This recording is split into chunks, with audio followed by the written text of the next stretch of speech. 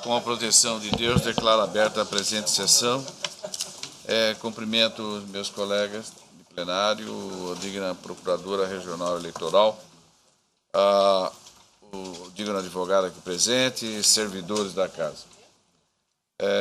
Eu indago aos pares se tem uma correção a ser feita na ata plenária 8.560. Se não houver, proclamo aprovada.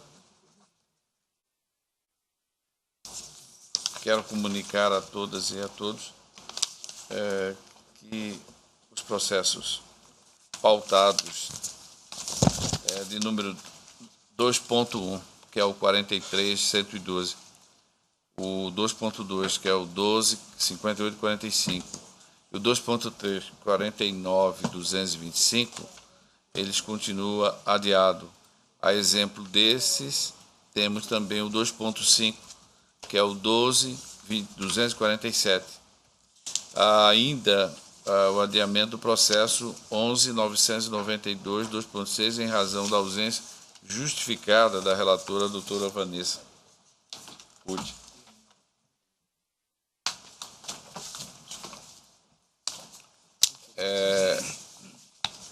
Em mesa para julgamento com sustentação oral, pedido de preferência por 20 minutos, formulado pelo advogado doutor Ademar José,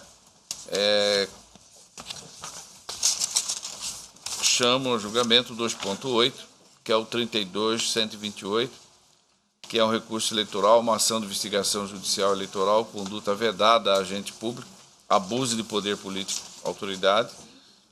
Esse processo da relatoria do colega doutor Luiz Aparecido Bertolucci Júnior, que está com a palavra.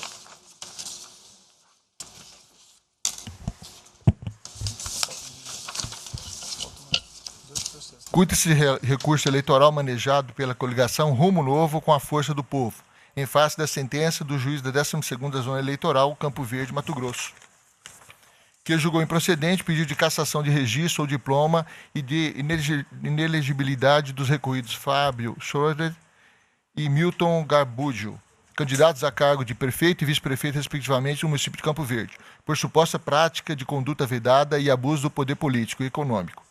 Artigo 73, incisos 1º, 2º e 4º da Lei 9.504/97, artigo 1º, inciso 1º, a linha D, e artigo 22, ambos da Lei Complementar 64/90. Aduz o recorrente em suas razões recursais de folhas 40 e 44, que se não houve por parte do magistrado ACO o convencimento com relação às provas acostadas aos autos, necessário que o mesmo verificasse outra possibilidade de colhimento de provas, qual seja a oitiva de testemunha que presenciaram os fatos e foram beneficiadas. Uma simples constatação in loco seria o suficiente para o convencimento do magistrado. Argumenta que não houve uma investigação eleitoral quanto aos fatos e provas apresentadas e que não se pode fazer uma análise superficial das provas juntadas na oportunidade da distribuição da inicial. Requer, ao final, o provimento do recurso para que seja reformada a sentença e, consequentemente, o retorno do processo à fase instrutória, para que haja, no mínimo, a constatação dos fatos apresentados e as oitivas das pessoas ora beneficiadas pelo suposto ilícito eleitoral. As contrarrazões foram apresentadas às folhas 49 e 53, onde se pugnou pelo desprovimento do recurso. Nessa instância, o doutor Procurador Regional e Eleitoral opinou pelo desprovimento do recurso, às folhas 59/62. É o relatório, senhor presidente. Concedo a palavra ao digno advogado. Excelentíssimo senhor presidente, doutor relator, em nome do qual cumprimento os demais membros, a doutora Procuradora Regional Eleitoral, servidores dessa casa. Muito bom dia. Como bem mencionado pelo relator, em seu relatório, os fatos são simples. Foi deduzido na origem AGE, fundado em um vídeo de suposta utilização de maquinário público, mas não é informado quando, onde foi utilizado, quem eram os beneficiários. A inicial da AGE não postula pela produção de provas, tampouco arrola as testemunhas que querem ser ouvidas. Os recorridos, nessa ocasião, à época demandados, também não postulam pela produção de prova e o juiz julga extinta, desprove a ação na origem, argumentando a ausência de prova. A parte recorrente e resignada fala que houve cerceamento de defesa, por não ter sido ouvido ninguém, pelo juiz não ter postulado outros meios de prova. Só que, contudo, ela não pede que ninguém seja ouvido. E a jurisprudência é uníssona no sentido de ser preclusa o arrolamento das testemunhas em sede de AGE, no rito do artigo 22 da Lei Complementar 64, sob pena de preclusão. Se não arrolei na inicial, eu não posso arrolar depois. Só isso. Ante a ausência de fatos probatórios, a desprovimento do recurso à medida que se impõe. Obrigado, senhor. Agradeço a intervenção do digno advogado. Ouça, portanto, agora a Procuradora Regional Eleitoral. Bom dia, prezados presidente e membros desse pleno. Apenas certifico o parecer escrito nos autos. Volta a palavra ao relator. Senhor presidente, eminentes pares, ilustre advogado presente. Além da tempestividade, vejo preenchidos integralmente os pressupostos de admissibilidade, razão pela qual conheço do recurso. Com efeito, ressai dos autos que a coligação recorrente, em sua peça inaugural, imputou aos recorridos a utilização de máquinas da Prefeitura em época eleitoral a favor de terceiros particulares, na comunidade denominada Agrovila. A nobre juíza da instância singela julgou improcedente o pedido de cassação do registro ou diploma e de inelegibilidade dos recorridos ante a insuficiência da produção de prova nos autos, coadunando, inclusive, com o entendimento da Promotoria da Justiça Eleitoral da 12ª Zona Eleitoral. Aliado a isso, chamado a se manifestar na fase recursal, em seu parecer, o douto Procurador Regional Eleitoral reconheceu que a prova trazida aos autos não atesta cabalmente a ocorrência de abuso de poder econômico ou político, tendo havido a preclusão em relação à produção de prova testemunhal. Nesse norte de ideias, afere-se que a coligação recorrente não se desvencilhou do ônus da prova. O caput do artigo 22 da Lei Complementar 64/90 é claro ao estabelecer que cabe à parte autora indicar provas, indícios e circunstâncias. É de se ver que, para ensejar a pretendida cassação do registro de candidatura ou eventual cancelamento de diploma, a ação de investigação judicial eleitoral AGE deve ser instruída com a demonstração robusta de fatos objetivos que caracterizam o abuso de poder imputado, ou seja, a pretensão deve estribar-se em fatos claramente demonstrados. E, para tanto, como já dito, o ônus da prova incumbe a quem alega o abuso. Aí eu colaciono um aresto jurisprudencial nesse sentido. No caso, ora em apreço, em sua peça inicial, o recorrente não apresentou testemunhas, tampouco requereu produção de quaisquer provas, deixando de exercer o ônus probatório no momento que lhe cabia, transferindo tacitamente essa responsabilidade ao juiz Acó. Friso que os vídeos e fotos apresentados por meio da mídia juntada às folhas 14 dos autos permitem constatar trator e caminhão sendo utilizados em um lote situado em via pública não pavimentada. Fato esse que por si só não leva à procedência dos pedidos de cassação de registro ou diploma e de inelegibilidade dos recorridos. Note-se que na inicial, o autor noticia que 4 lotes teriam sido beneficiados, sendo os lotes 3, 4 e 5 da quadra 6, da Rua Oscar Soares, e um 4º lote situado ao lado do mercado de propriedade do senhor Elias, ressaltando por derradeiro que no dia 23 de setembro de 2016 ocorreu uma reunião política na comunidade Agrovila, em prol do candidato Fábio Schroeter, ora recorrido. Apesar dessas afirmações, o autor da ação de investigação eleitoral não arrolou testemunha, sequer requereu genericamente a prova oral, outra que porventura entendesse necessário, ocorrendo então a preclusão quanto à produção de prova. Ressalto que, para a procedimento do pedido, há necessidade de prova inconteste da prática de abuso de poder econômico ou da autoridade. Nesse sentido, repito, o recorrente não se desincumbiu do ônus de provar que o maquinário da administração pública municipal foi utilizado em interesse de terceiros ou em benefício dos recorridos, tampouco que tenha havido desvio ou abuso do poder econômico ou poder de autoridade que justificasse o pedido inicial. Essa prova não existe no processo. Veja que não há sequer a informação da data e horário que se deu o fato registrado em mídia digital, se essa data coincide com a suposta reunião política realizada na comunidade Agrovila e ou qualquer vinculação daquele fato com os recorridos. Essas fotos e vídeos colacionados são indícios que, ao meu sentir, não podem isoladamente fundamentar a condenação. As demais provas que poderiam corroborar o pedido inicial não foram carregadas aos autos, por sinal, sequer foram requeridos oportunamente, deixando o autor de cumprir o seu ônus de prova que lhe incumbia. Não é outro entendimento da Corte, apresento 2 arestos, alguns. É por derradeiro necessário enfrentarmos o argumento de que a magistrada deveria ter determinado a produção das provas para a constatação dos fatos trazidos à baila. E eu transcrevo na peça, a parte da peça recursal que vem trazendo à tona isso, que deveria, segundo o recorrente, a juíza da qual deveria ter determinada realização de provas. Ora, tais argumentos do recorrente não encontram respaldo fático e jurídico se não vejamos. Fático, pois o autor da ação de investigação eleitoral se limitou a relatar os fatos, apresentando como início de prova imagens captadas em foto e vídeos e inseridas em mídia digital, que acompanha o inicial. É fato, nada mais, ou seja, não pleiteou prova alguma a ser produzida em sede de instrução processual. E também não merece prosperar a tese do recorrente de que, se não convencida da veracidade da peça inicial, deveria a magistrada da COR determinar provas do juízo, inclusive prova oral. Ora, a magistrada poderia ter determinado a produção de provas. Entendo até que, por dever de diligência, deveria. A magistrada deveria ter determinado ao meu sentir. Entretanto, não o fez, restando preclusa qualquer possibilidade processual de produção de provas no aludido feito. Note-se também, por amor ao debate, que em momento algum o recorrente alegou cerceamento de defesa, mas tão somente ausência e determinação de prova por parte do juízo, o que, repito, não era de se exigir da magistrada se outro foi o seu entendimento. Com isso, não merece acolhimento o presente recurso. Assim, preclusa a possibilidade processual de produção de provas e não demonstrada cabalmente a prática de ato do qual decorreria o abuso do poder econômico ou político, tenho que decidir com acerto a douta magistrada, não sendo o caso de reforma de sua sentença.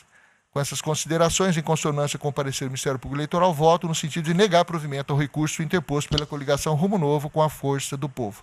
É como voto, senhor presidente. O relator está encaminhando o voto no sentido de desprover o recurso na esteira do parecer. Algum voto divergente? Se não houver, proclama o resultado. O tribunal, por unanimidade, negou o provimento ao recurso nos termos do voto do doutor relator, em consonância com o parecer ministerial. Desembargador Pedro Sakamoto, em mesa, o 2.4, que é o processo 33.284. É um recurso eleitoral, prestação de contas de candidato ao cargo de prefeito. Terceira zona. Há uma prejudicial cerceamento de defesa, a qual o senhor, obviamente, vai enfrentá-lo. E o parecer escrito é pelo desprovimento do recurso. Com a palavra, o relator.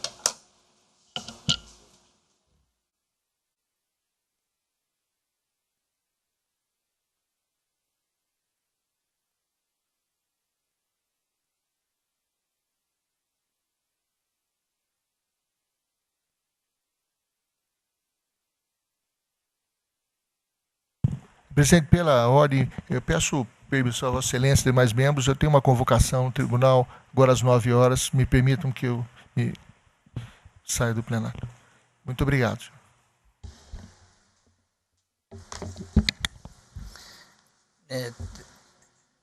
Trata-se de recurso eleitoral interposto por Emerson Flávio de Andrade, contra sentença proferida pelo juiz da terceira zona eleitoral, que julgou desaprovar as contas de campanha do recorrente, candidato a prefeito, e de Ademar Dutra Dias Pedroso, candidato a vice-presidente das eleições de 2016.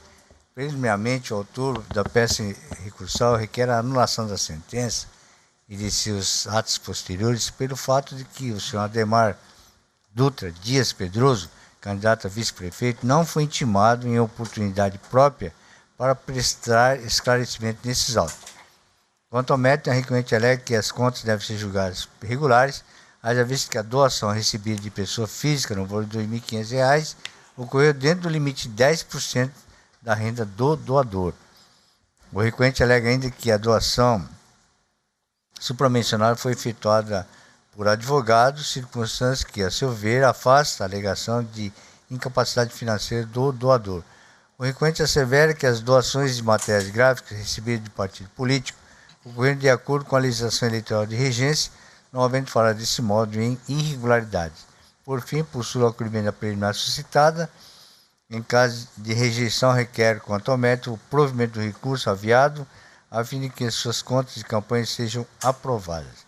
Instado a se manifestar, do Procurador Regional Eleitoral, no parecer em contradição às folhas, opina pelo desprovimento do recurso e manutenção da sentença impugnada, porquanto os documentos apresentados pelo candidato recorrente não foram suficientes para sanar a falha apontada na respectiva sentença guerreada, que não pode ser relevada, uma vez que constitui vício de natureza grave. É o relatório, presidente. Senhor presidente, senhor relator, ratifico o parecer escrito. Relator pelo voto. Aqui, senhor presidente, como nas outras vezes que nós temos suscitado questão de ordem, esse caso também não foge à regra. Exatamente. Não, a modalidade simplificada requer, em caso de desaprovação, a conversão por rito ordinário. E esse caso aqui não foge à regra, não foi feita essa conversão, de modo que estou suscitando uma questão de ordem para anular essa sentença e retornar à origem para que o magistrado, então, converta o rito no ordinário e oportunize a parte fazer essa prestação de contas conforme a resolução de regência. É assim que estou votando, senhor presidente. Todos estão de acordo? A posição já afirmada nesta corte é sobre matéria semelhante.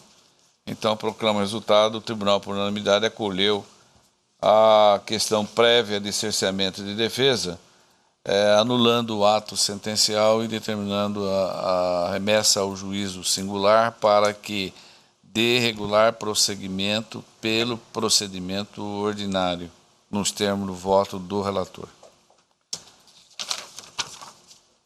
Doutor Antônio Veloso Peleja relata e vota o 2.7 da pauta. Também o assunto é prestação de conta, mas aqui, desta feita, é do partido político. É o processo 12.769.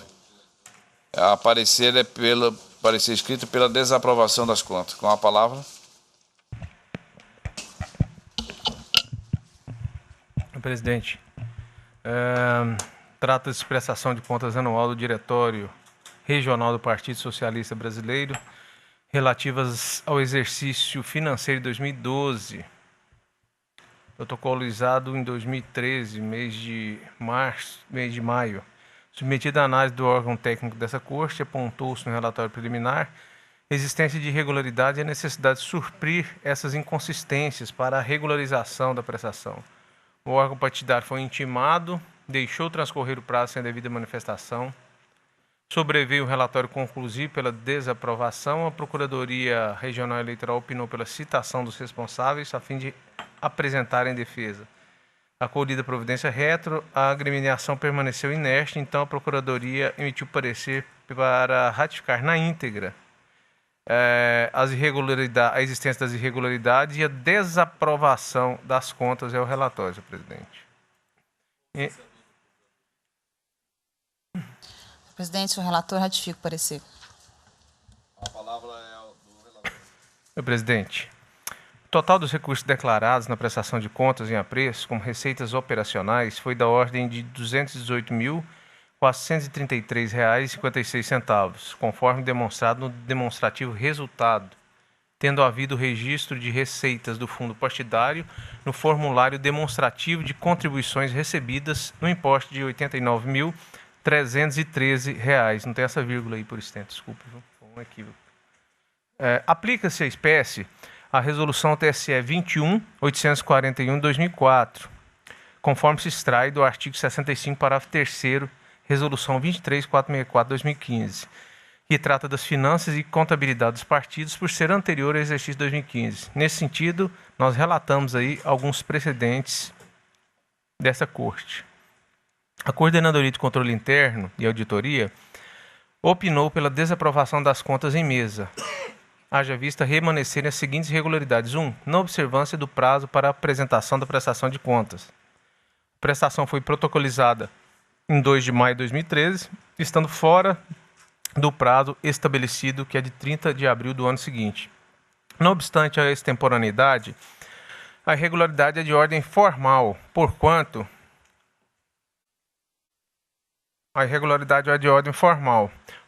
não compromete a rigidez das contas propriamente. É o posicionamento dessa corte. Eu cito, então, julgados precedentes Dr. Rodrigo Curvo, o meu, e do desembargador Gerson Ferreira Paz. Portanto, anoto uma ressalva à prestação e análise. 2. Ausência de advogado constituído nos autos. A inconsistência encontra-se suprida pelo ingresso de novos advogados do diretório, o que, por sua vez, atende esse pressuposto processual subjetivo em relação à parte, razão pela qual afasto a irregularidade. 3. Ausência de assinatura de contador em páginas do livro diário. Livro diário 17, anexo 1, a unidade técnica apontou essa ausência, as folhas 1 e 26 e demais folhas. E ainda a fragmentação em semestres, o que vai de encontro aos critérios e procedimentos das normas brasileiras de contabilidade. Acerca disso, o artigo 2º da referida resolução de 2004, 21.841, pontua a necessidade de observância das normas sobre finanças e contabilidade. E os documentos são exigidos no artigo 14, que faz a remissão à Lei dos Partidos Políticos, artigo 32, parágrafo 1º. Né? Coloquei inciso 1 e o inciso 2, a sequência correta. E o parágrafo único ressalta que as peças do inciso 1 devem conter, além das assinaturas do presidente do partido do tesoureiro, a assinatura de profissional legalmente habilitado com indicação de sua categoria profissional, seu registro no CRC. Em conjunto a isso, o decreto 64.567/69 dispõe sobre a estruturação e escrituração, prescreve acerca dessa necessidade. No artigo 7º, os termos de abertura e encerramento têm que ser datados e assinados por contabilista habilitado. Destaque: a legislação impõe o dever de observância das normas brasileiras de contabilidade e o seu desentendimento pode gerar falhas de natureza material, especialmente naquelas em que impedem uma efetiva análise da veracidade das informações, doutor Paulo. Porque a fiscal federal aí é bem habilitado nessa seara. Nesse viés, deve conter o livro o nome e a assinatura do contabilista responsável, com a finalidade de conferir credibilidade. Em que pese a importância da exigência, o que em tese se apresentaria como uma potencialidade danosa, é possível constatar a participação do profissional em outras peças do processo, razão pela qual entendo a anotação de uma ressalva. Igualmente, apesar do apontamento da fragmentação em semestres, não representou por si só uma barreira intransponível à análise consistente na movimentação financeira e patrimonial da agremiação, motivo pelo qual também registro a ressalva. Inciso 4º. Assinatura do presidente do tesoureiro. Com a mesma similitude do item anterior, a equipe técnica apontou a ausência de assinatura das referidas pessoas nas folhas já elencadas. O artigo 14.1, alíneas A e B, cumulado com o parágrafo único da resolução 21.841, estabelecem essa obrigatoriedade. Vou poupá-los da leitura. A rigor, as pessoas identificadas são as responsáveis pela veracidade do que é informado na prestação de contas. Contudo, já ressaltado, a inconsistência não apresentou isoladamente um obstáculo ao ofício fiscalizador dessa justiça especializada. Já manifestei igual entendimento quando submetido à minha relatoria, bem como precedentes dessa corte. Então, citei aí a prestação de contas 11.640, na qual eu apontei a falha de natureza formal em relação à assinatura do presidente do tesoureiro e há um acórdão e há uma prestação de contas de lavra do desembargador Pedro Sakamoto como relator. Então, a assinatura como ressalva. 5. Assinatura do contador em alguns demonstrativos contábeis, aliás, a ausência. Com base no mesmo dispositivo, houve a ausência de assinatura do contador, também falha de natureza formal. Do tesoureiro, itens 6 e 7, ressaltam também, porque eu estou seguindo bem certinho, conforme compassadamente, o relatório apresentado, o parecer técnico. Tá? Então, o 6 e o 7 também, ausência de assinatura, já houve observação que são falhas de natureza formal. 8. Ausência de apresentação de demonstrativos de receitas e despesas.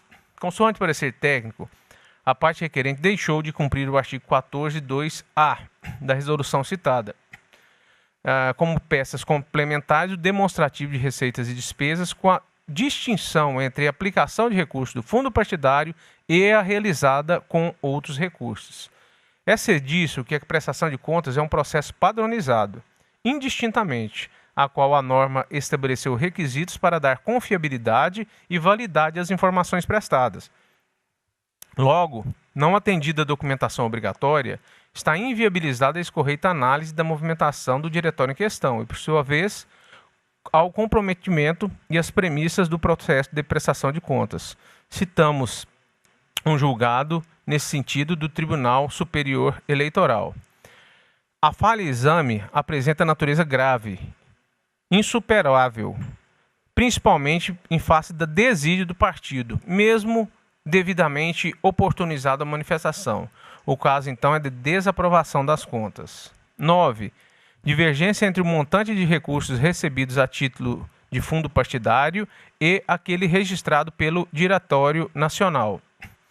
No formulário demonstrativo de contribuições recebidas, consta recebimento do valor de R$ 89.313 e a título de fundo partidário. Contudo, no demonstrativo de recursos do fundo partidário distribuídos à direção estadual, exercício 2012, informa o repasse de R$ 175.632, ou seja, há uma divergência pelo cotejo analítico desses dois demonstrativos de um montante de R$ 86.319,90. A natureza da irregularidade associada à desídia da agremiação em manifestar-se sobre tais apontamentos, com duas oportunidades, diga-se de passagem, a bem da verdade, tem presumidamente a indicação de omissão de recursos públicos recebidos. Nesta condição, impacta na transferência exigida para a espécie, de modo que a impropriedade é motivo suficiente para a desaprovação das contas, ao passo que seu numerário significativo afasta qualquer outro entendimento. Citamos um julgado. O fundo partidário é revestido de caráter público, o que acarreta ao agente que o recebe dever de aplicação nos limites da lei, com a respectiva conferência pela Justiça Eleitoral, em nome até do princípio da transparência, sendo que do não atendimento enseja o ressarcimento ao erário. A gravidade da irregularidade apontada decorre do fato de ela, além de impedir a análise efetiva, tem em seu entorno indícios de malversação de recursos públicos.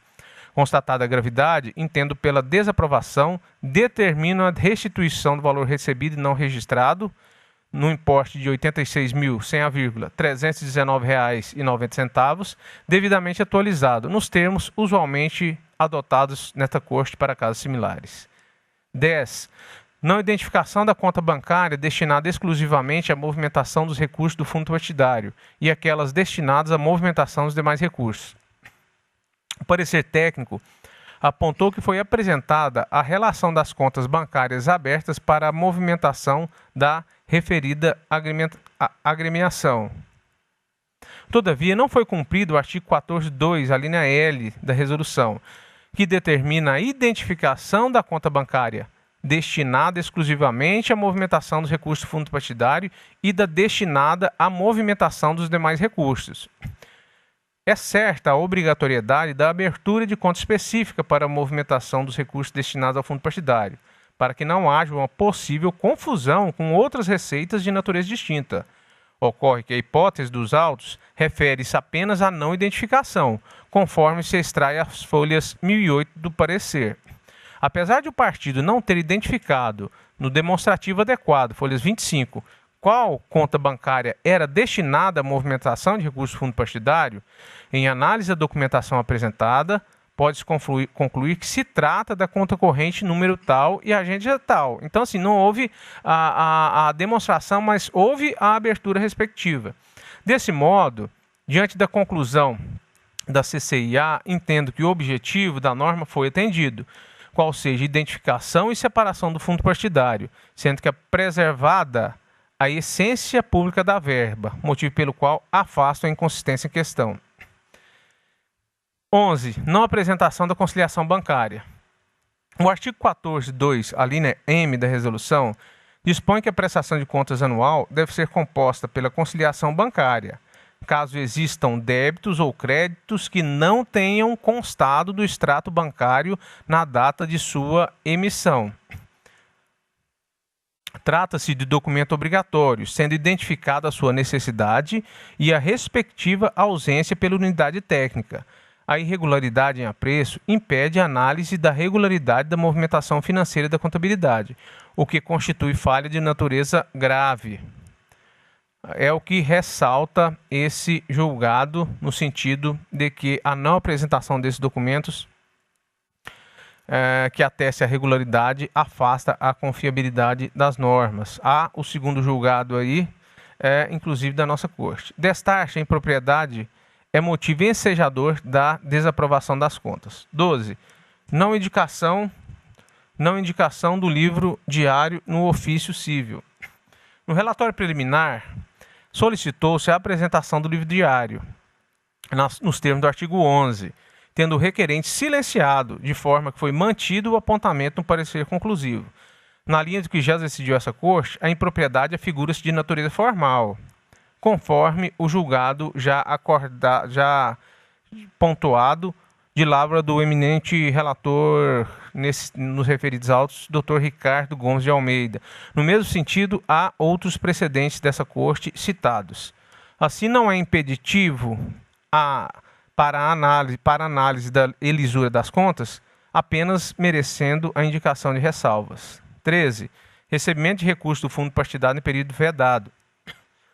A CCIA apontou que, em razão da não apresentação de suas contas anuais partidárias à época, relatório de folhas 974, 4. O Diretório Estadual do PSB estava suspenso para o recebimento de recursos do fundo partidário, no período de 30 de abril de 2012 a 17 de maio de 2012. Contudo, apesar da proibição, recebeu repasse do Diretório Nacional, conforme informado as folhas 383 e 39973.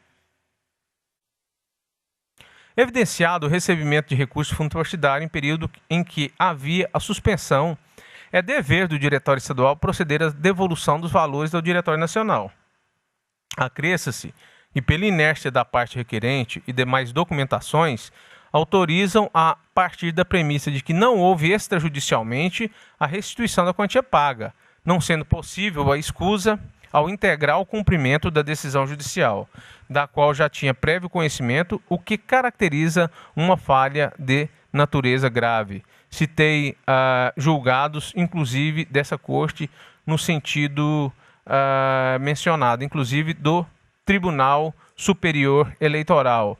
A ministra Luciana Lócio, a relatora, pontua que deve o Diretório Regional devolver os valores recebidos indevidamente ao Diretório Nacional, que, por sua vez, os devolverá ao Tesouro Nacional.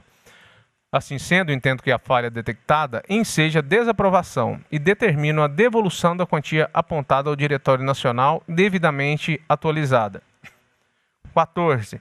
Irregularidades e inconsistências encontradas nos pagamentos realizados com numerário oriundo do fundo partidário. A Coordenadoria de Controle Interno elencou as seguintes irregularidades e inconsistências nos pagamentos realizados pelo diretório. Então, segue aí a lista das irregularidades e inconsistências nos quadros, se vocês puderem dar uma olhadinha. Para melhor análise, farei enfrentamento de cada qual em tópicos específicos, conforme a divisão dada pela unidade técnica. Contudo, faço as necessárias explanações sobre a matéria para daí adentrar nos itens individualmente. Neste aspecto, os recursos do fundo partidário têm sua aplicação vinculada às hipóteses definidas em lei, tendo em vista a natureza que ostenta. Assim como gestor de recursos públicos, o diretório de partido político tem o dever de bem aplicar tais recursos e comprovar a sua boa utilização. O artigo 8º da resolução aplicável à espécie, com fundamento do artigo 44, elenca o rol, no sentido que esses recursos oriundos do fundo partidário devem ter a destinação seguinte: manutenção das sedes e serviços do partido. Igualmente, a necessidade da discriminação por força da natureza do serviço prestado ou do material adquirido nos documentos fiscais é norma descritas no artigo 9 caput da mesma resolução. A comprovação das despesas ipsis literis deve ser realizada pelos documentos abaixo, originais ou cópias autenticadas, emitidas em nome do partido, sem emendas ou rasuras, referentes ao exercício em exame e discriminados por natureza do serviço prestado ou do material adquirido.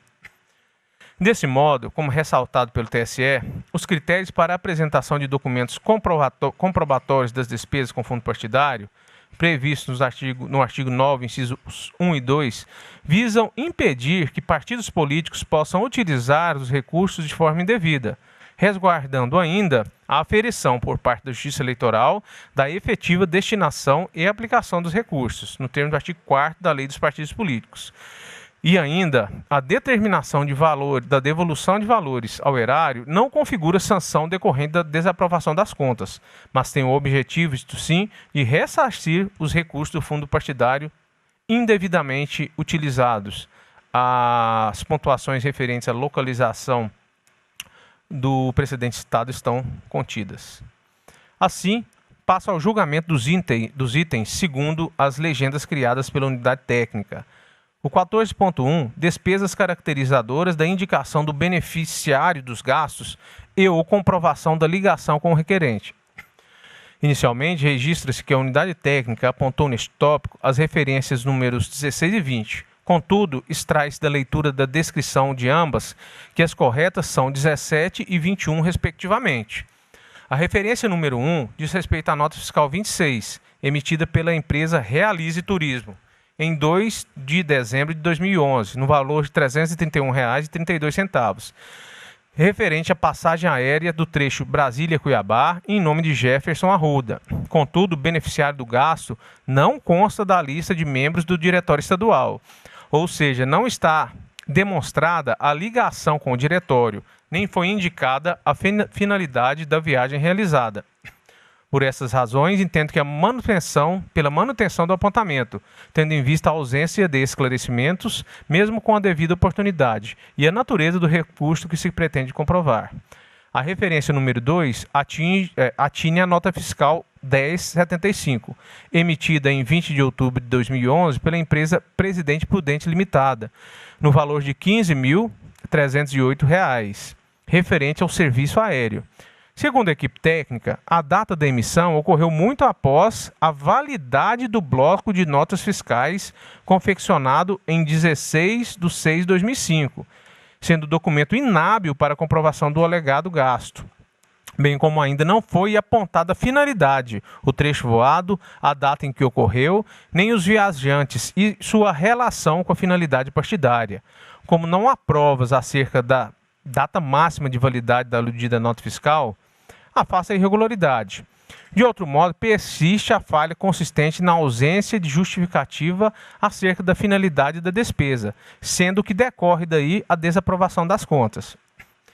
Já a referência 17 concerne a nota fiscal 57, emitida pela empresa Aliança Táxi Aéreo Limitada, em 14 de setembro de 2012, no valor de R$ 17.289,56. Referente esse valor aos serviços de transporte aéreo nos trechos Cuiabá, Confresa, Água Boa, Nova Nazaré, Água Boa, Bom Jesus do Araguaia, Serra Nova Dourada, Querência, Cuiabá. Entretanto, não houve o apontamento da finalidade do gasto, nem a data que ocorreu, tampouco os viajantes e sua relação com a finalidade partidária. Por tais razões, entendo pela manutenção do apontamento, tendo em vista a ausência de esclarecimentos, mesmo com a devida oportunidade, e a natureza do recurso que se pretende provar.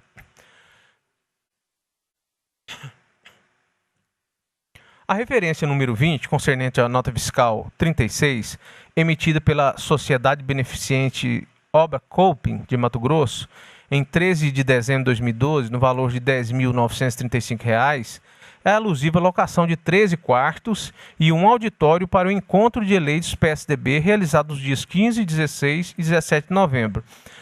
Todavia, não se especifica quem são os hóspedes dos quartos nem sua ligação com o requerente. Por essas razões, entendo pela manutenção do apontamento, tendo em vista a ausência de esclarecimentos, mesmo com a devida oportunidade, e a natureza do recurso que se pretende preservar. Assim, hipoteticamente, as despesas poderiam ser fundamentadas pelo artigo 8º, inciso 1, segunda parte da resolução. mas, para isso, o requerente deveria ter apresentado as justificativas e os documentos comprobatórios de que tais gastos foram realizados com serviço de manutenção do Diretório Estadual do Partido Socialista Brasileiro.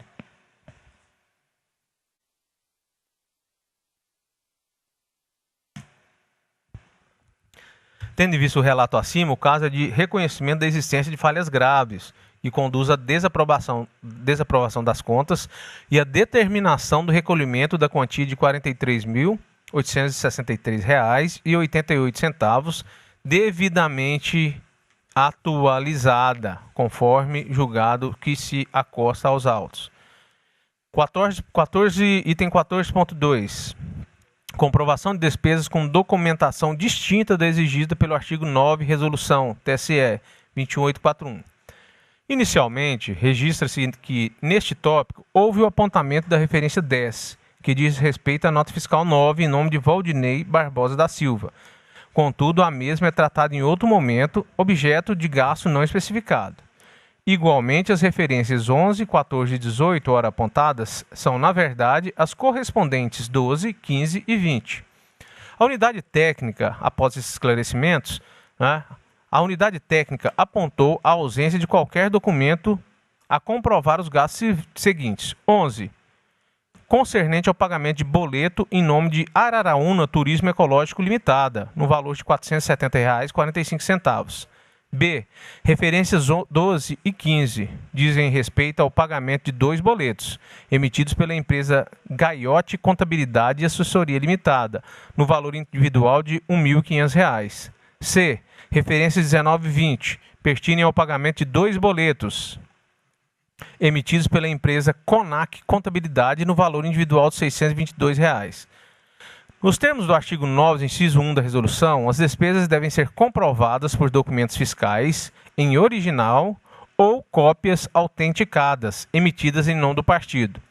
No presente caso, o requerente não observou as disposições citadas, apresentando simplesmente boletos bancários, sem a apresentação de documentos justificativas que esclareçam em que foram investidos tais recursos, o que impossibilita a verificação da real aplicação da totalidade dos valores arrecadados, conduzindo à desaprovação das contas, tendo em vista tratar-se de falha de natureza grave.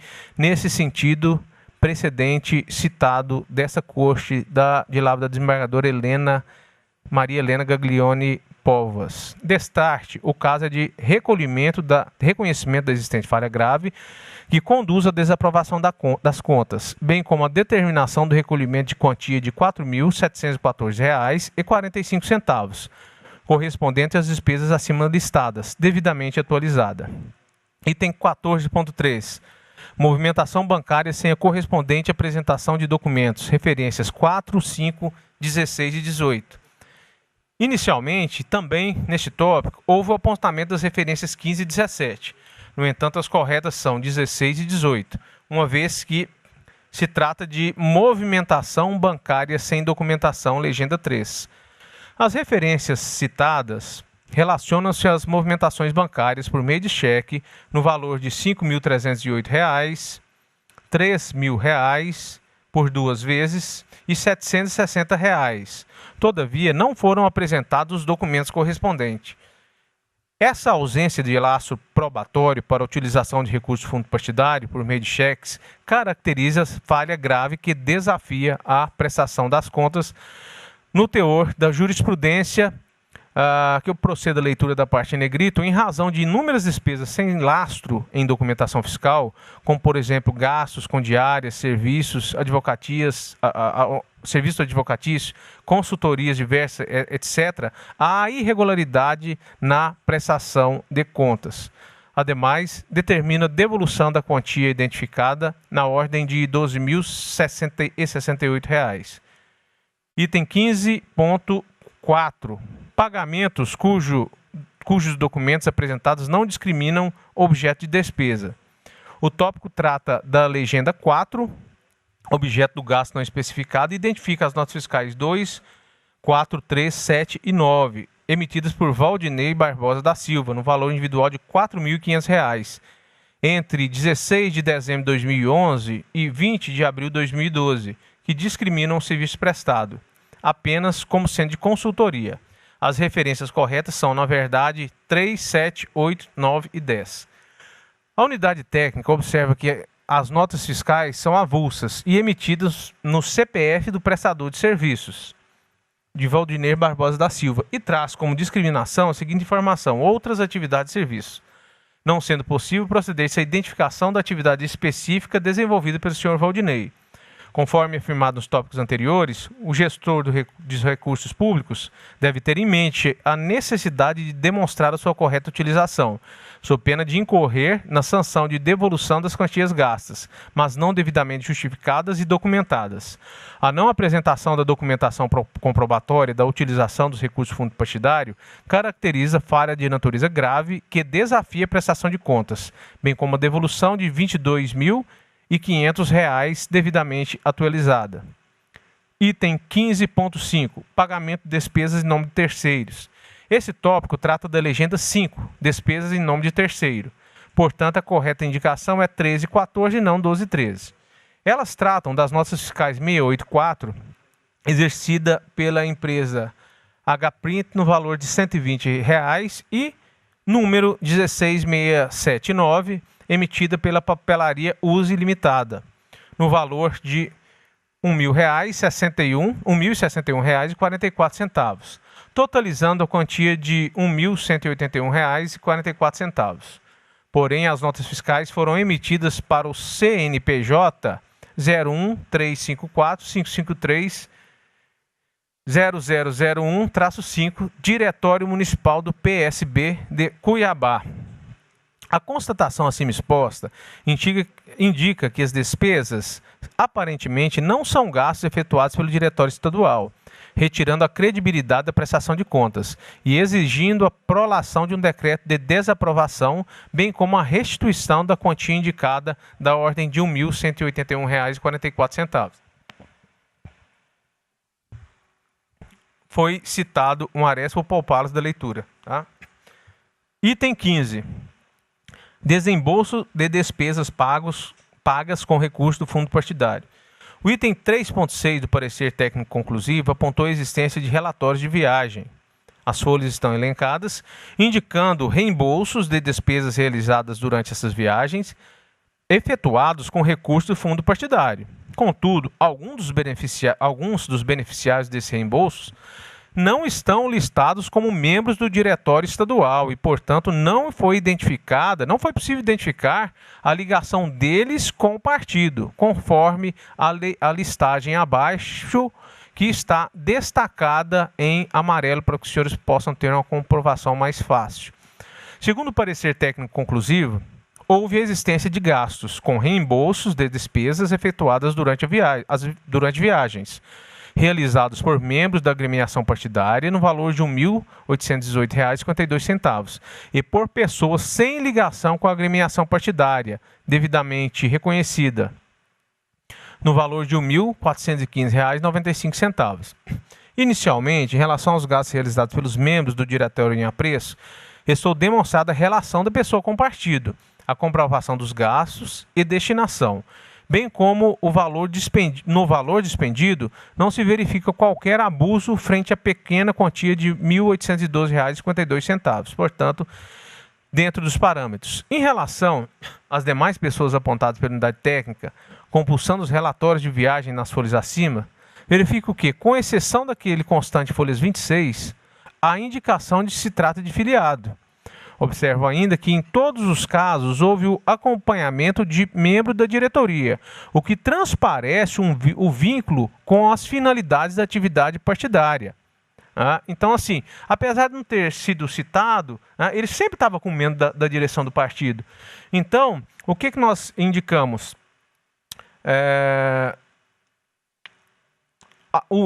Além disso, o montante apurado pela equipe técnica, R$ 1.415,95, demonstrado nos autos, mostra-se diminuto e não traz em si evidências de má-fé ou desvios intencionais. A jurisprudência do TSE, no sentido de que, nos casos de reembolso de pequenas despesas que sejam devidamente comprovadas, não há gravidade necessária para a desaprovação das contas, conforme a orientação dos julgados citados abaixo. Vou poupar os senhores da leitura.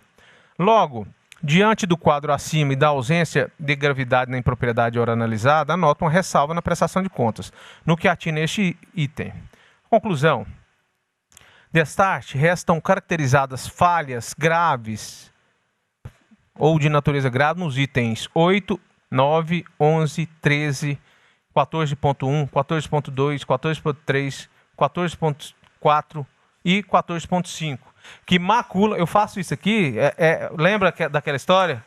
A questão de haver a necessidade recursal para se desaprovar em bloco, né? E as que não foram citadas, ele não vai precisar de citar no recurso, né?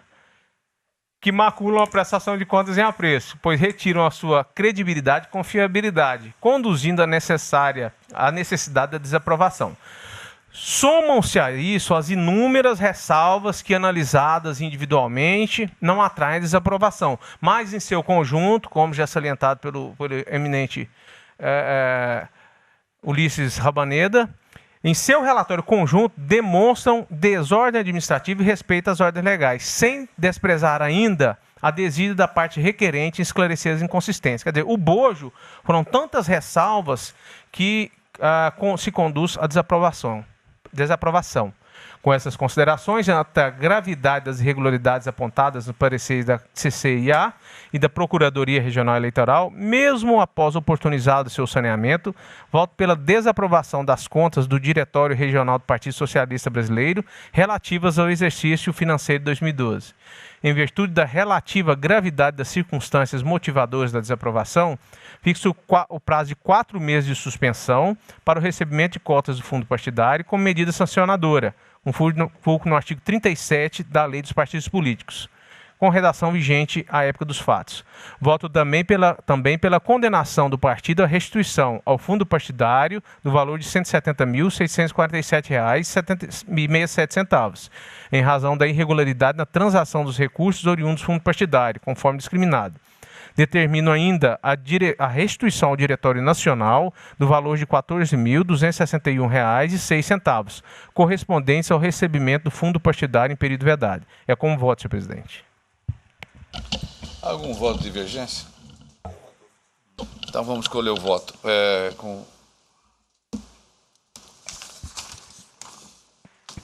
Um voto ao desembargador Pedro Sakamoto. Doutor Ulisses Rabaneda. Senhor presidente, primeiramente eu quero parabenizar o relator pelo voto. Um voto muito bem desenvolvido, um voto muito...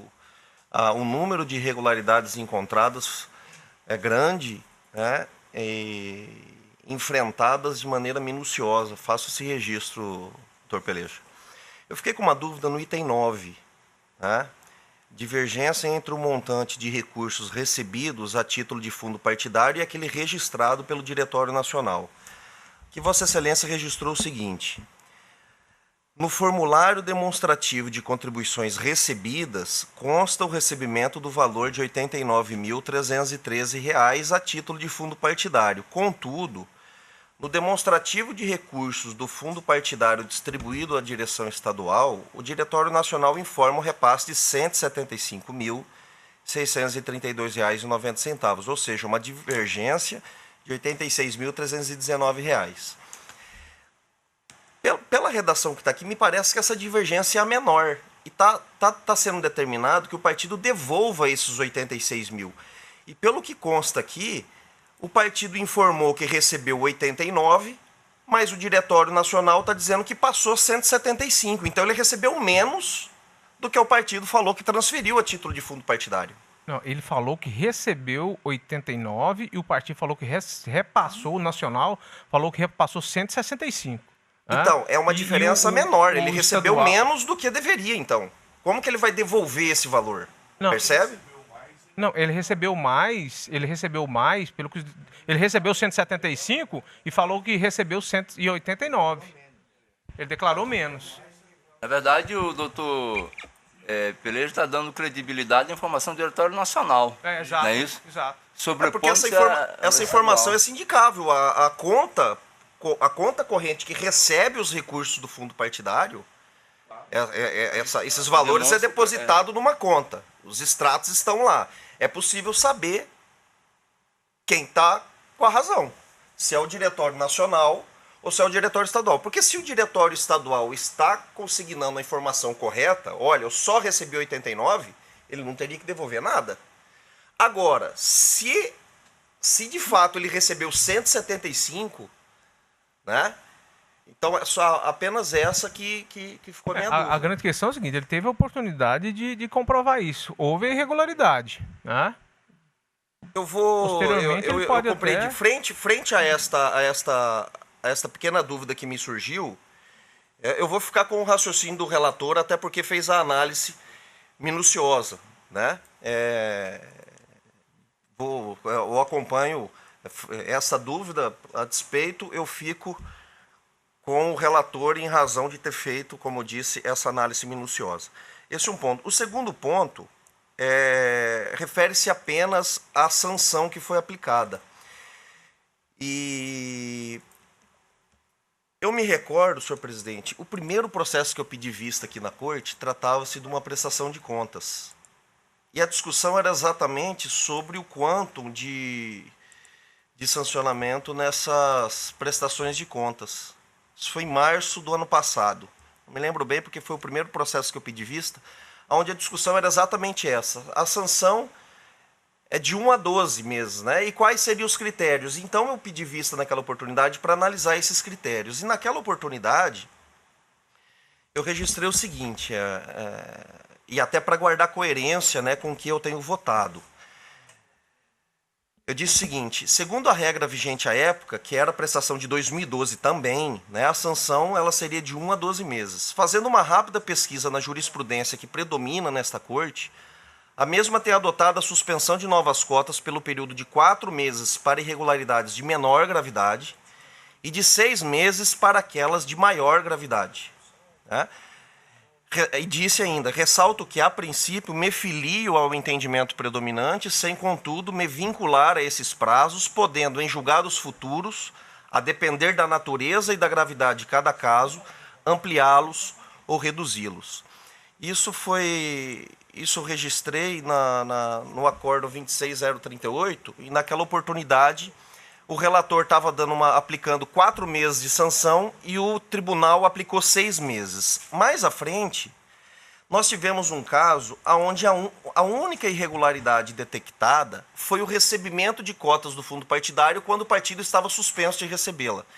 Ela era uma única irregularidade e nós aplicamos 6 meses de suspensão das cotas. Neste caso aqui, até pelo detalhamento muito bem feito pelo relator, o relator até colocou na sua conclusão de relativa gravidade, eu diria de superlativa gravidade. Nós temos aqui uma miríade de irregularidades que foram detectadas, recebimento de cotas quando estava suspenso o recebimento, ou seja, violação de decisão judicial, né? Nós temos essa informação que agora, esclarecida pelo relator, de divergência de valores de cotas do fundo partidário, e uma série de outros em que, no voto de Vossa Excelência, na conclusão, demonstra da gravidade dos itens 8, 9, 11, 13, 14.1, ponto 2, ponto 3, ponto 4, ponto 5, ponto 6. E ponto 6, de modo que, senhor presidente, se os nossos precedentes eram de suspensão de 6 meses para a gravidade, aqui me parece que é superlativa a gravidade.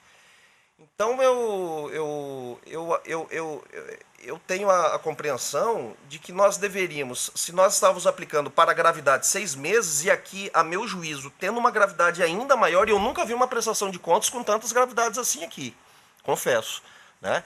Eu encaminharia o meu voto acompanhando na íntegra Vossa Excelência, apenas com relação ao período de suspensão das cotas do fundo partidário, fixando em 8 meses, fazendo um distinguish com esses casos que nós estamos aplicando 6.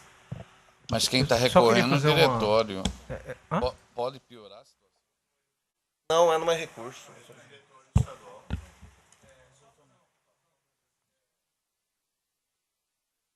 Só fazer uma pontuação, doutor Ulisses. Essa questão da fixação do... Quer dizer, nós até já levantamos a multa, né? E realmente o senhor tem razão, passou meio batido, porque esse processo é um processo que está em risco de prescrição, né? Então, assim, a gente É um processo muito grande, graves irregularidades. Realmente eu me recordo dessa pontuação, né? Até já ouvimos discutido recorde do precedente. Naquela ocasião, realmente, o número maior de irregularidades realmente são 6 meses.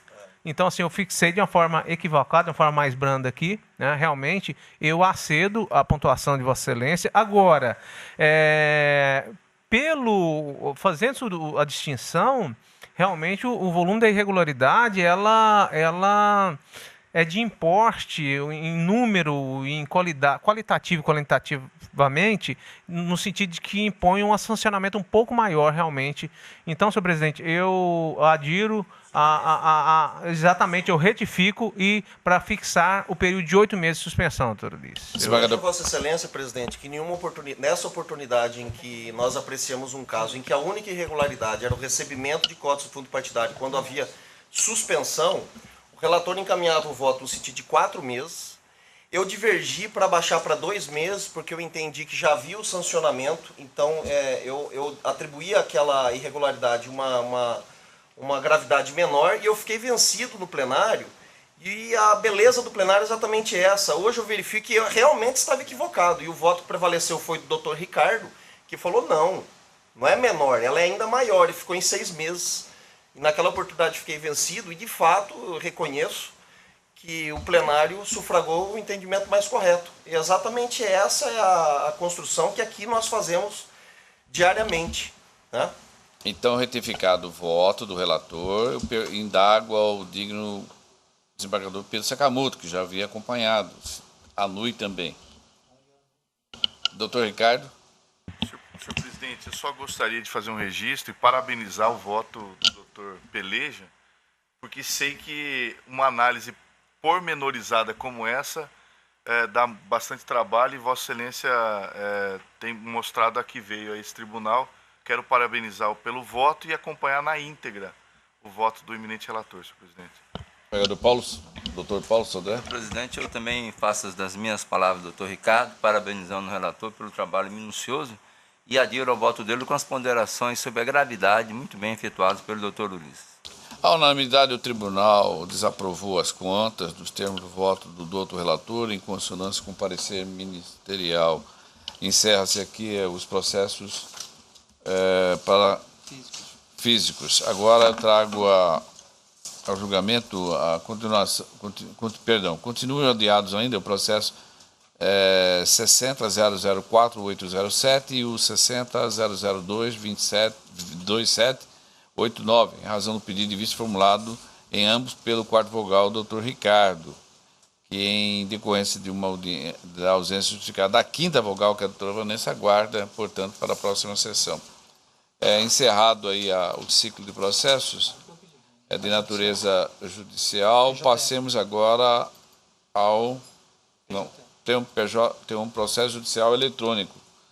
É um processo administrativo. Esse processo é um recurso contra a decisão do presidente. Então, portanto, passo a presidência ao digno colega desembargador Pedro Sakamoto. Anuncio, então, o julgamento do processo administrativo 06000075, dígito 48/2018. O assunto é recurso administrativo interposto pela servidora Lídia Silvério contra a decisão do presidente do Tribunal Regional Eleitoral de Mato Grosso, que indeferiu o requerimento de excepcional autorização para o usufruto da terceira parcela das férias 2017, no período de 30 de abril a 9 de maio, período que antecede o fechamento do cadastro, em que o gozo de folgas e férias é vedado pela portaria 23/2016, de minha relatoria. Eminentes pares, conforme relatado, trata-se de recurso administrativo interposto pela servidora Lídia Silvério, técnica judiciária, contra a decisão do presidente desse sodalício, datada 16 de março de 2018, por meio da qual indeferiu o pedido de fruição de férias marcado para o período de 30 de abril de 2018 a 19 de maio de 2018, Não vejo óbice no deferimento excepcional do pleito da servidora, notadamente porque as atividades de determinadas unidades não estão vinculadas diretamente ao fechamento de cadastro, como é o caso do gabinete dos membros, por exemplo. No âmbito do Tribunal Superior Eleitoral, encontra-se em vigor a Resolução 22.569, de 14 de agosto de 2007, que dispõe sobre a concessão de férias naquele órgão superior, ao disciplinar a aprovação de escala de férias que impõe, a escala de férias não impõe nenhuma vedação ao aludido período. Veja o texto, artigo 10. As férias dos servidores serão organizadas em escala anual, elaborada no mês de outubro do ano anterior ao do gozo. Para o primeiro, o gozo de férias poderá ocorrer nas épocas correspondentes às férias forenses do tribunal, janeiro e julho, observada a necessidade de funcionamento permanente de todas as unidades. Para o segundo, em face da conveniência do serviço e tendo em vista as atividades desempenhadas por determinadas unidades ou servidores, ou ainda, em casos excepcionais, a Secretaria de Gestão de Pessoas poderá autorizar o gozo de férias em épocas diversas das fixadas neste artigo. O TRF do Distrito Federal, ao regulamentar essa matéria, editou a Resolução 7693 de 2016, não impondo nenhuma restrição ao usufruto de férias no período que antecede o fechamento de cadastro, mas somente nos meses de julho e novembro dos anos que forem realizadas as eleições gerais. O TRE Tocantins, nesse mesmo sentido, regulamentou a matéria, de modo que coincide o disposto acima, conforme se observa na Resolução 133 daquele regional. Todos esses normativos citados acima disciplinam que os casos omissos serão resolvidos pelo diretor-geral. Por sua vez, a Lei 8.112/90 prescreve, em seu artigo 77, parágrafo 2º, como única vedação a proibição de se levar a conta de férias qualquer falta ao serviço. Por óbvio que no período eleitoral, a Justiça Eleitoral pode e deve disciplinar restritivamente os afastamentos de seus servidores e dos magistrados eleitorais, mas isso não impede que este tribunal entenda que, mesmo em situações excepcionais, a administração pública pode autorizar os afastamentos em pleno período eleitoral, hipóteses que já aconteceram nessa justiça especializada. No meu sentir, a situação subexame pode ser classificada como aquelas situações excepcionais que a administração pode autorizar, analisando as circunstâncias que envolvem o caso. Primeiro, a servidora não está lotada nos cartórios eleitorais, uma vez que, se assim fosse, suas atividades estariam vinculadas diretamente com o fechamento de cadastro. Segundo, porque mesmo nos municípios em que existe mais de um cartório eleitoral, há regramento da Corregedoria estabelecendo a gestão de recursos humanos nas centrais de atendimento ao eleitor, fixando o quantitativo de servidores a ser cedido por zonas para atendimento ao eleitor nas centrais. E continua esse normativo da Corregedoria. Nos períodos de alta demanda, 7 dias que antecedem o fechamento do cadastro de eleitores, os cartórios deverão disponibilizar toda a força de trabalho às centrais, permanecendo apenas um servidor em exercício dos respectivos cartórios. Terceiro, esse tribunal publicou o edital número 1, de 5 de abril de 2018, a fim de contemplar apenas 4 zonas deste estado, a 16ª, a 26ª, 42ª e 50ª, em razão da existência de claros de lotação para a seleção de servidores que desejam voluntariamente compor as suas tarefas nas atividades atinentes ao fechamento do cadastro eleitoral. Quarto, a unidade que a servidora encontra-se lotada atualmente, gabinete de juiz-membro, possui como atribuição a atividade fim desse tribunal, não atuando dessa forma nos trabalhos de fechamento de cadastro. Por certo, considerando a sazonalidade da justiça eleitoral, os gabinetes de membros possuem momentos cruciais em que o afastamento de servidor não é recomendável, o que não é o caso dos autos.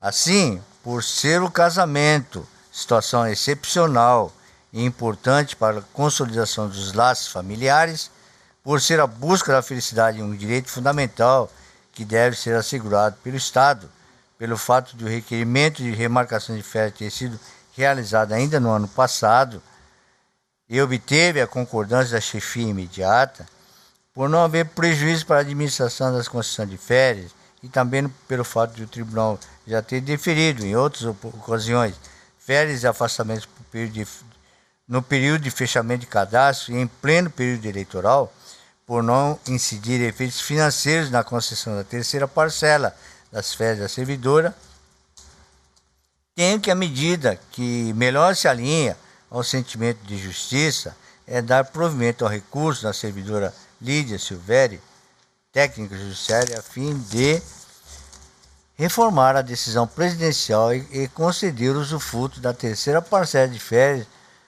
de 2017 no período mencionado, que é de 30 de abril a 19 de maio. Aqui está 9 de maio, mas aparentemente é 19 de maio. Eu vou procurar fazer a correção dessas datas, se for o caso. É assim que estou votando, eminentes pares. É caso de casamento, entendo que é realmente, né, é uma matéria, é uma coisa excepcional, né? Não vamos estragar o casamento da moça.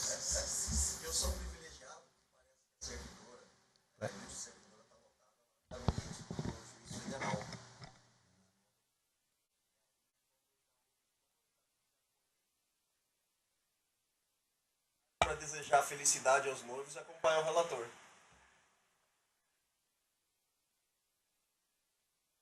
Unanimidade, até porque a titular já disse que concorda, que é a doutora Vanessa. Eu anuncio então o resultado do julgamento. Resolve os membros do Tribunal Regional Eleitoral de Mato Grosso, por unanimidade, dar provimento ao recurso administrativo. Devolvo a presidência ao desembargador Márcio Vidal.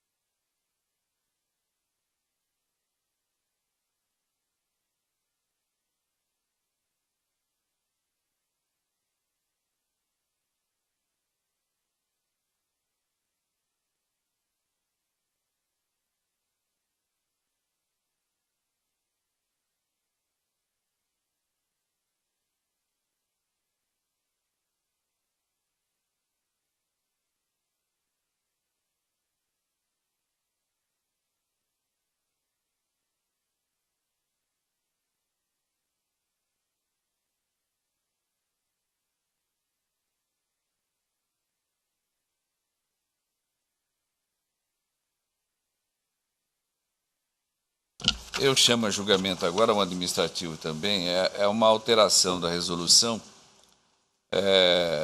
do TRE, número 795/2011. Na verdade, é um aperfeiçoamento a uma situação recente. Isso aqui, um mote dessa alteração é em decorrência do rezoneamento. Então, com o rezoneamento, implica que a administração tenha que fazer a mudança de uma zona para outra, e está havendo uma certa dificuldade em conseguir prédio, né, próprio. Não tem prédio da União, e muito menos do Tribunal Regional Eleitoral. Então, é apenas... aliás, esse foi o mote para se propor aqui ao plenário a alteração dessa resolução. Os senhores receberam o voto, a minuta também dessa resolução. Mas já está em discussão. Se há alguma observação, se há alguma divergência.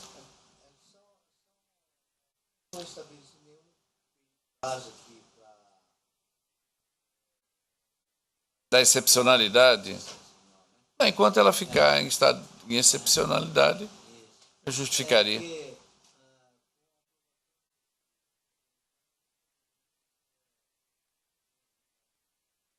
Sim, é o senhor, isso. As tratativas para agilizar. Sim, antes do processo eleitoral, isso. Isso nesse sentido. Todos estão de acordo?